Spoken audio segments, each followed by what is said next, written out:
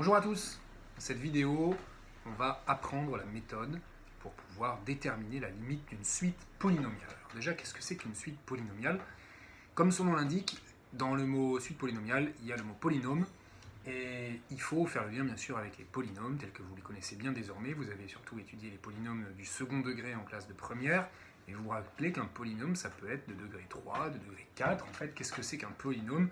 Eh bien, c'est une somme de plein de petits monômes, c'est-à-dire des éléments du type a fois x puissance quelque chose, où x est un nombre réel, a est un coefficient qui est réel, et puis la puissance, bien sûr, ça va être un nombre entier. Alors, ça c'est les polynômes. La différence avec une suite, c'est qu'une suite c'est la même chose, sauf qu'au lieu d'avoir des x, on a des n, parce qu'en fait, une suite, c'est une restriction d'une fonction à l'ensemble des entiers naturels et non pas des nombres réels. Donc ici, on a une variable qui s'appelle n au lieu de s'appeler x et qui est donc un entier naturel. Donc ça, c'est un exemple de suite polynomiale. Et quand on veut déterminer la limite d'une suite polynomiale, c'est-à-dire comment elle se comporte quand n tend vers plus l'infini, eh bien en fait, il suffit de regarder quel est le monôme de plus haut degré, on peut aussi appeler le terme dominant dans la suite, et puis d'étudier son comportement à l'infini, c'est-à-dire de calculer sa limite. Donc ça, c'est un théorème de cours. Quand vous reconnaissez une suite polynomiale, donc là on a dit, ça c'est bien un polynôme de degré 3, dont la variable s'appelle n, c'est une suite, donc c'est bien une suite polynomiale. Donc pour calculer sa limite, en fait il suffit d'aller rechercher quel est le terme ici de plus haut degré.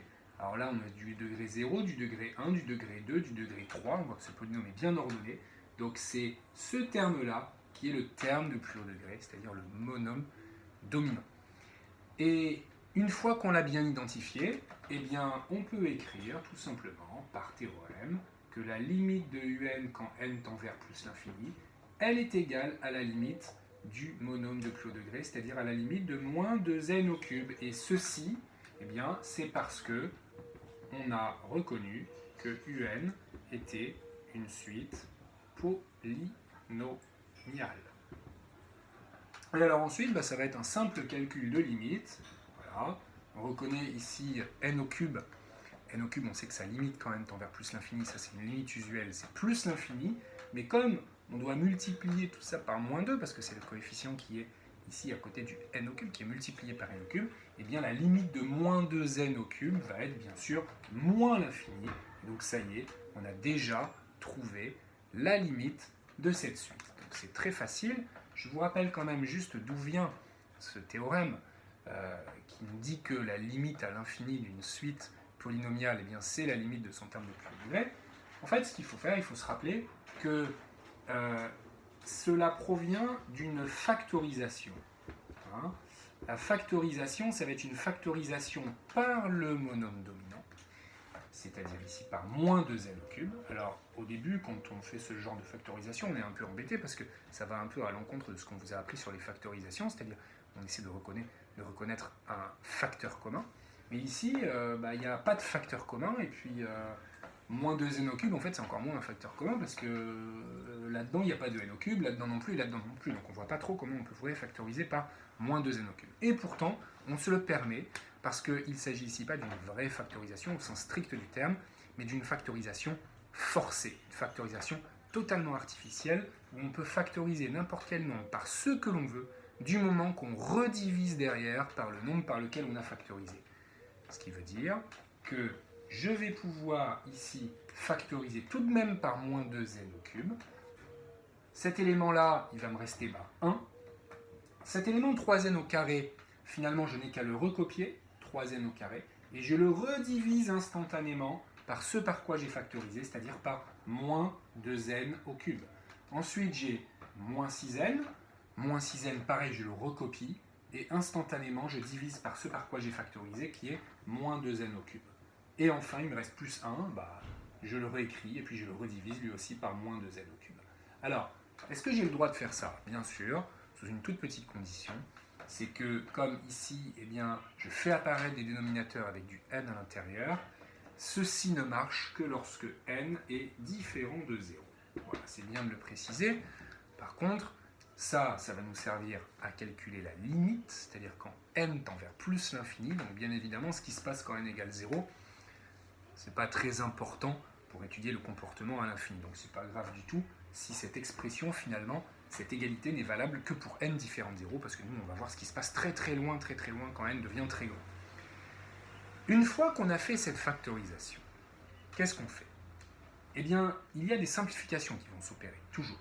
Ici, il faut juste connaître un petit peu les propriétés des puissances de n. Quand on a du n carré divisé par du n au cube, en fait, on peut simplifier par n carré, c'est-à-dire qu'on divise par n carré en haut et en bas du quotient, et puis ça nous donne cette simplification-là. En fait, là, il n'y a plus de n carré, et puis là, il reste un n. Ici, 6n divisé par moins 2n au cube, pareil, en fait, on peut simplifier par n, donc là, on enlève un n, et donc là, en fait, le n au cube devient un n au carré. Et quant au dernier facteur, on le laisse tel quel, puisqu'il ne se simplifie pas. Alors, une fois qu'on a fait ce travail-là, eh bien, on constate que quand on commence à s'intéresser à la limite, c'est-à-dire qu'est-ce qui se passe quand n tend vers plus l'infini, eh bien, le 1, c'est une constante, donc bien sûr, il tend vers lui-même, ça tend vers 1. Ici, on a du 3 sur moins 2n, alors quand n tend vers plus l'infini, moins 2n, qui est au dénominateur, tend vers moins l'infini, et 3 divisé par quelque chose qui tend vers moins l'infini, ça tend bien sûr vers 0. Même chose ici pour moins 6 sur moins 2n au carré. n au carré tend vers plus l'infini quand n tend vers plus l'infini. Avec un moins 2 devant, moins 2n carré tend vers moins l'infini. Et 6 divisé par quelque chose qui tend vers moins l'infini, ça tend bien sûr vers 0. Et ici, même chose, moins 2n carré tend toujours vers moins l'infini. Donc 1 sur moins 2n carré, ça tend vers 0. Conclusion, cette parenthèse tend vers 1. Et ce sera toujours le cas pour un polynôme dès lors que vous factorisez par le monôme dominant, par le terme de plus haut degré, vous aurez une parenthèse dont la limite sera 1. Parce qu'il y aura ce 1 qui proviendra toujours de la factorisation initiale et tout le reste sera négligeable par rapport à ce 1. Et donc vos parenthèses tomberont toujours vers 1. Donc, ce n'est pas la peine de le faire à chaque fois, ce petit travail-là. Il vous suffira uniquement d'appliquer ce théorème et d'écrire que la limite de la suite polynomiale est égale à la limite de son monôme dominant en l'ayant bien identifié et en justifiant toujours, en ayant reconnu la nature de la suite.